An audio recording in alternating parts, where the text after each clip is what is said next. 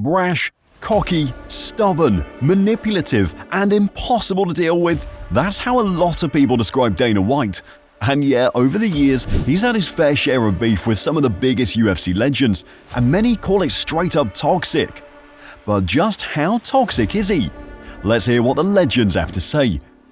Dana White and the UFC are like Batman and Robin, inseparable that it's hard to picture one without the other. Since taking over the UFC in 2001, Dana has transformed it from a small-time operation into a global sports phenomenon and a multi-billion-dollar enterprise. Along the way, he's also built a personal fortune of over $500 million. While he's done a lot for the company, it hasn't all been smooth sailing.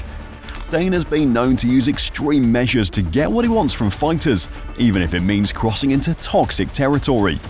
This approach has earned him plenty of enemies over the years. When it comes to Dana's most heated conflicts with fighters, the one that stands out is his volatile relationship with Tito Ortiz. This was the first time Dana went to war with one of his athletes, and it got intense. For those unfamiliar with the history, before Dana convinced childhood friends Lorenzo and Frank Fertitta to invest $2 million into buying the UFC, he was a boxing enthusiast and fitness instructor. He was also managing fighters, including Tito Ortiz and Chuck Liddell, two of the UFC's rising stars. During contract negotiations, Dana managed to get them paid better than ever before. But when White and the Fertitta brothers bought the UFC in 2001, things changed. Tito and Dana were no longer manager and client, now they were promoter and fighter, and that's when their relationship took a nosedive. What started as contract negotiations turned into a very public falling out.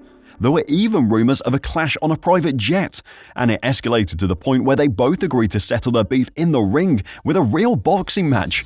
Yeah, they were actually going to televise it. You didn't ask to fight me in MMA. Tito would literally pull my head off and rip my spine out in an MMA fight. But boxing He asked is to a different box. story. Yeah, he asked to box me.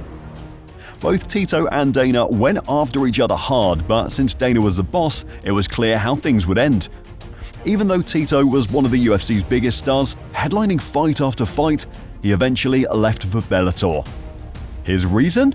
Well, according to Tito, Dana assassinated his character to the point where he had no choice but to leave. But Tito Ortiz isn't the only former UFC champ to have a problem with Dana White.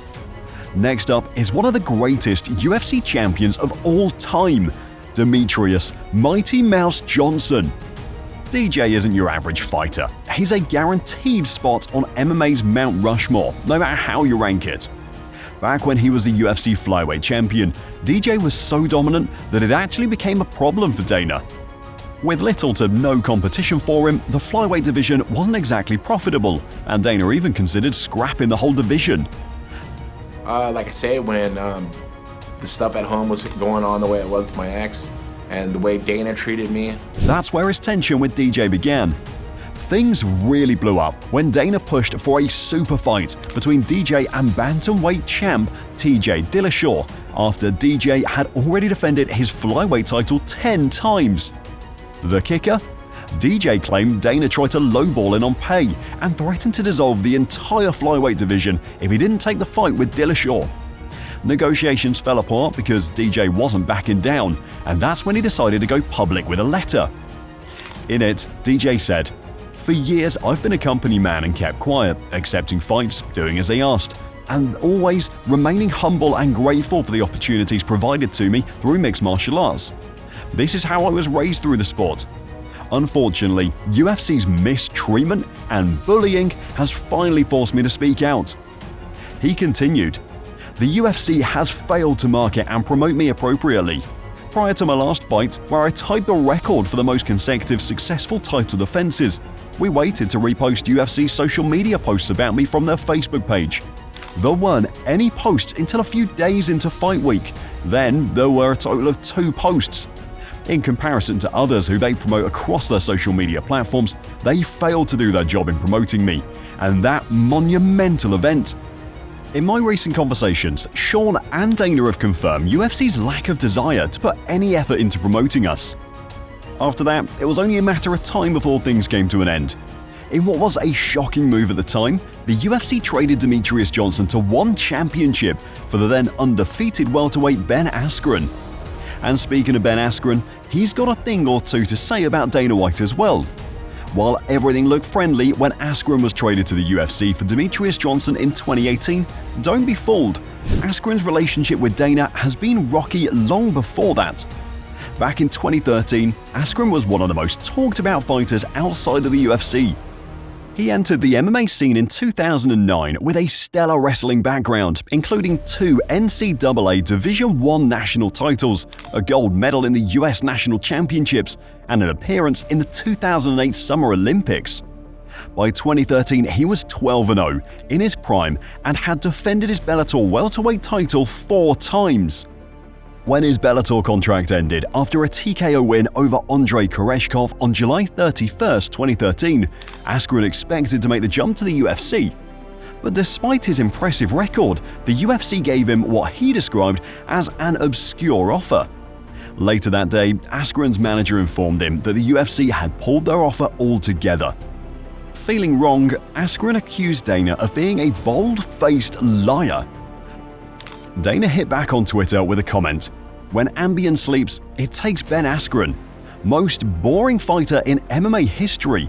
I would rather watch flies So instead of joining the UFC, Askren signed with one championship in 2014. He didn't hold back his thoughts on White during an episode of Inside MMA, saying, "Dana's a bandwagoner. He always changes his tune. He's a chameleon. He changes his tune depending on whatever fits the situation. And I am definitely not fond of this guy at all. I want a chance to prove I'm the best welterweight in the world, but I don't know if I'm willing to stoop to his level." But even by 2017, Askren still had strong feelings about Dana, calling him a scumbag when asked about his failed UFC move. While it seems like they've patched things up on the surface, Askren surely knows just how far toxic Dana can go to get what he wants. As crazy as the stories with Tito, DJ and Askren are, we've got to talk about the bitterness between Frank Shamrock, one of the UFC's most accomplished champions, and Dana White. This feud is legendary. Frank Shamrock was the first to hold the UFC Middleweight Championship, later renamed the Light Heavyweight Championship, retiring as an undefeated champion and the #1 pound-for-pound fighter in the UFC during his reign. Frank's beef with the UFC started long before Dana White took over. He alleged that the UFC breached his contract and failed to pay him for merchandise sales and video games. When White and the Fertitta brothers took control in 2001, the bad blood only got worse. Shamrock was never seen inside the octagon again as lawsuits and a war of words began. Despite his legacy, 4 successful title defenses, White essentially erased Shamrock from the UFC's history books. Shamrock himself speculated that Dana had a personal vendetta against him, and he shared his thoughts on the situation. But Frank Shamrock isn't the only UFC legend with a long-standing grudge against Dana White. Randy Couture, one of the sport's most beloved figures, also had a major falling out. In 2007, Couture was a UFC heavyweight champion and one of the most popular fighters in the world. At that time, the UFC was desperate to make a super fight between Couture and Fedor Emelianenko. But when negotiations fell apart and Couture realized he was being paid significantly less than other top UFC fighters, he walked away from the promotion, even though he still had 2 fights left on his contract. Here's what Couture had to say about that decision. What followed was unprecedented. The UFC sued its reigning heavyweight champion. Couture believed he could wait out the time restriction on his contract to become a free agent, but the UFC took him to court. After almost a year of legal battles, costing Couture $500,000 in fees, he gave in, renegotiated a deal with the UFC, and returned to the promotion. However, the damage was done. When Couture eventually left the UFC for a spot with Bellator, the UFC and Dana White washed their hands of him. However, the most shocking example of how far Dana would go came in 2013, 2 years after Couture retired. The UFC banned him from cornering his own son, Ryan Couture, at a UFC event in Sweden. Think about that. One of the 5 most important figures in UFC history, a Hall of Famer who helped build the promotion, was banned from even attending to support his son. Couture's battle with Dana White cost him more than just money. It cost him his place in the UFC, where his absence is still noticeable today.